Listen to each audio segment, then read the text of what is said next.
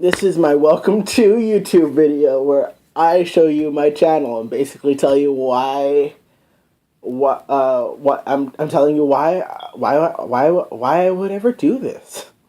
Okay, first of all, I want to make it clear I'm making a YouTube because of two main reasons. First of all, to hone my craft, I'm a journalist in training and I'm just learning how to not only edit videos and create content for so many different platforms, but learning how to properly market them correctly and just to work on building a brand and how it develops over time. And that's one half. And the other side is just for fun. This seems like fun to me. Like, I watch Grace Helbig, Comic Book Girl 19, I don't know, a couple others. Um, you know, Team 4 Star, David Dobrik.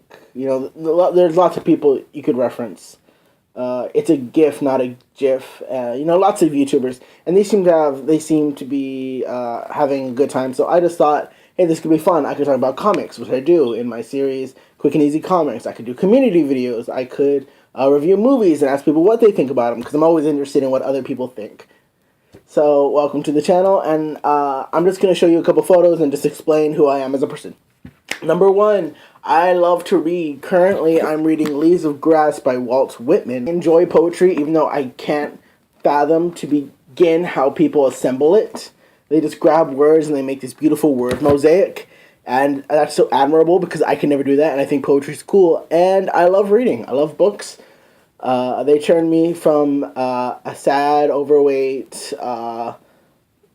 despot college student into whatever I want to be, and I believe it's liberating to not only expand your imagination, but to explore different perspectives, because each book is written by a different person. So I've always enjoyed that aspect. And I love books. Number two, second is me reading comics, which is similar to books. Comics is something my father and I have always shared. My first comic I ever picked up was Teen Titans number 7 in 2003 when I was like young, incredibly young. And it had Justice League and the Teen Titans on the same cover, and they were fighting, and I was like, oh, that's so cool. And that was totally clickbait, of course, because like you think like, oh, they're the evil, but no, it's just like a little disagreement, because superheroes can never sit down and talk. So yeah, the issue is drawn to me. I enjoy comics a lot. Number two, I'm a fan of football. I am terrible keeping up with the stats and which coach has the best strategies and which head players should be placed and which is traded. I'm terrible at all of that. I enjoy watching it, and but I'm terrible with everything else.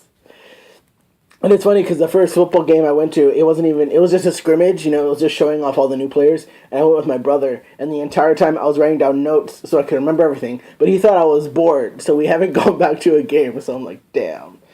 But that's, what are you going to do? Number three, I love Simpsons so much, you don't even understand.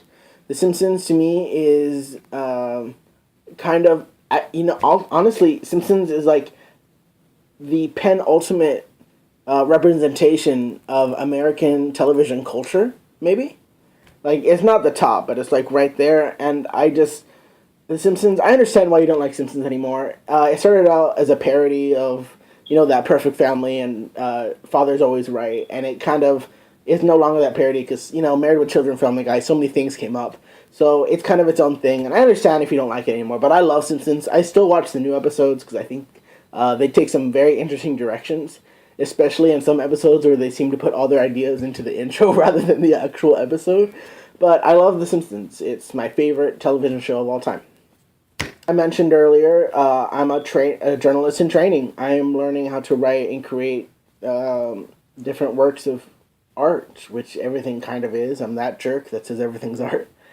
And I'm currently studying at a community college, which is great because it allows you to take your time, and I'm not $56,000 in debt.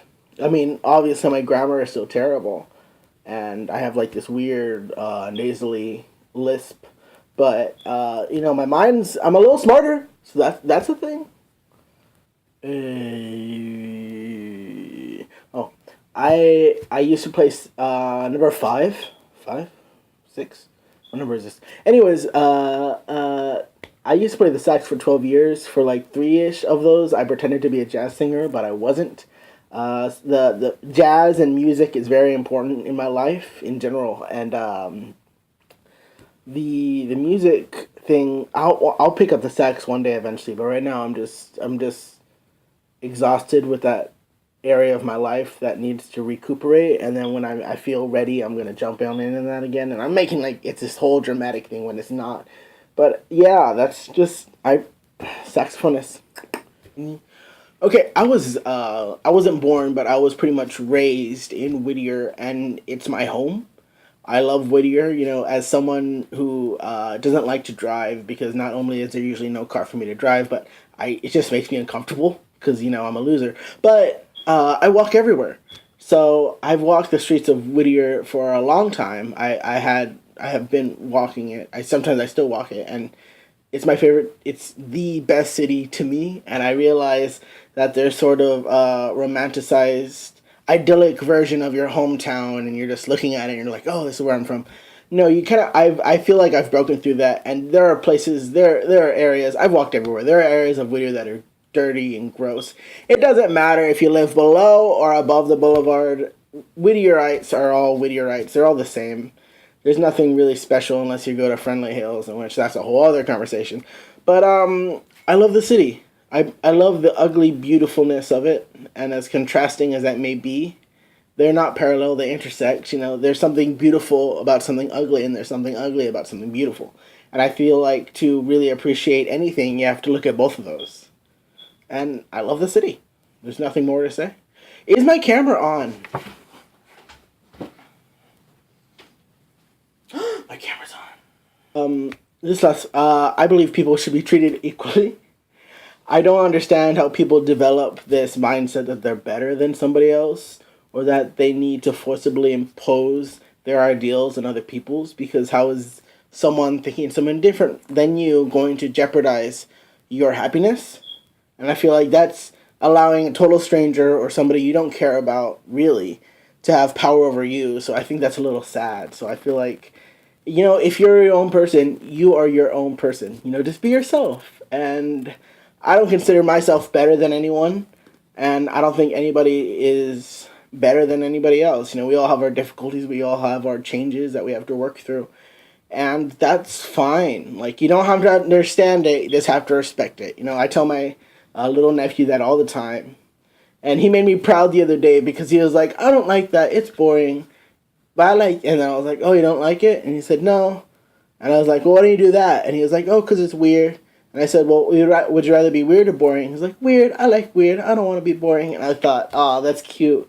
Like, that's not the best mindset to have, but I appreciated it. Okay, I'm wrapping this up. Just to summarize, I'm Jacob Knight. I work for fun and to develop my craft, and thank you for watching.